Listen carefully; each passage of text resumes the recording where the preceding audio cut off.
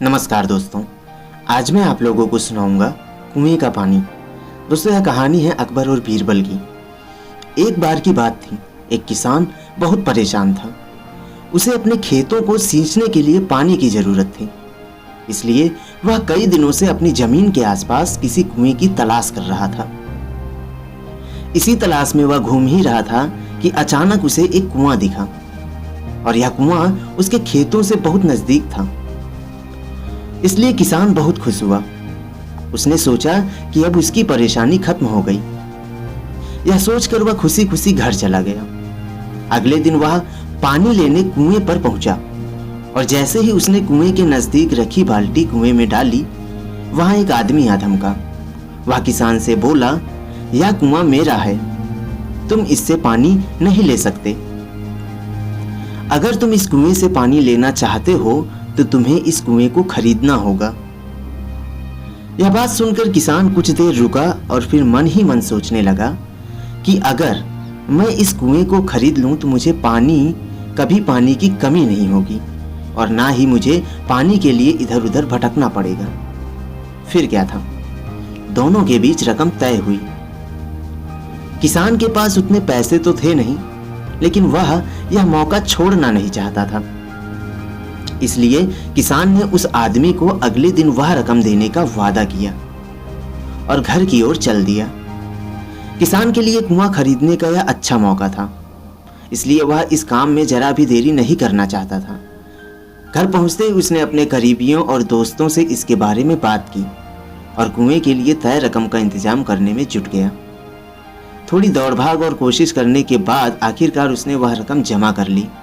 अब तो वह पूरी तरह से निश्चिंत हो चुका था कि उसे कुआं खरीदने से कोई नहीं रोक सकता। जमा हुए पैसों को लेकर वह घर चल दिया। उसे बड़ी बेसब्री से इंतजार था कि कब रात खत्म होगी और वह कुआं खरीदने जाएगा। अगले दिन सुबह होते ही वह कुआं खरीदने निकल पड़ा।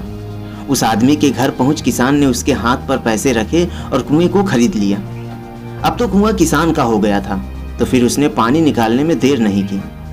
जैसे ही किसान ने कुएं से पानी निकालने के लिए बाल्टी उठाई, उस आदमी ने फिर बोला, ठहरो, तुम इस कुएं से पानी नहीं निकाल सकते हो।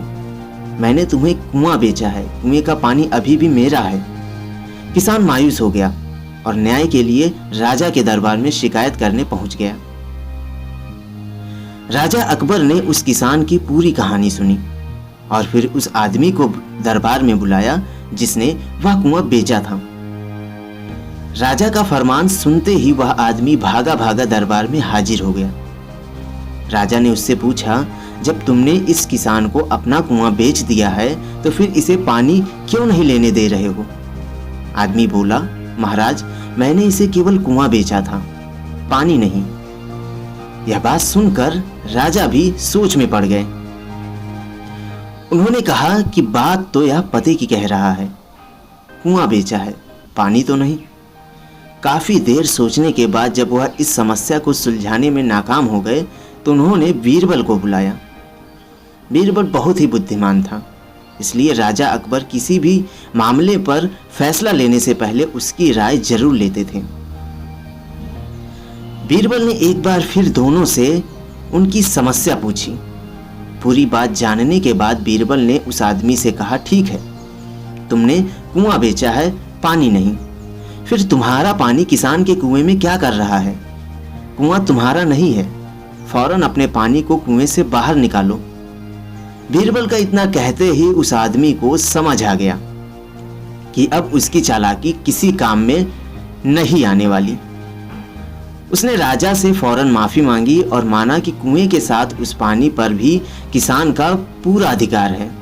यह देखकर राजा अकबर ने बीरबल की बुद्धिमानी की तारीफ की और कुएं बेचने वाले आदमी पर धोखेबाजी के लिए जुर्माना लगाया। उम्मीद करता हूं दोस्तों, यह कहानी आप लोगों को पसंद आई होगी। ऐसी ही कहानियां सुनने के लिए हमारे चैनल को सब्सक्राइब करें। मिलेंगे फिर एक और नई कहानी के साथ, तब तक के लिए धन्यवाद।